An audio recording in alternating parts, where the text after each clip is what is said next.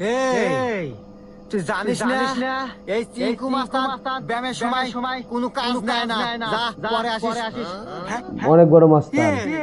আমি যে তোমার একটা সহসভাপতি নেতা, এই তোমার গ্রামই দেয় না রে। আরে আপনি দাম দিব কি বলে?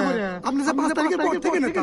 হ্যাঁ 5 তারিখ পত্রিকা শালা সব সময় 5 তারিখ। আরে আমি তোর কাছে কোনো কাজের ডিল করবার আসি নাই।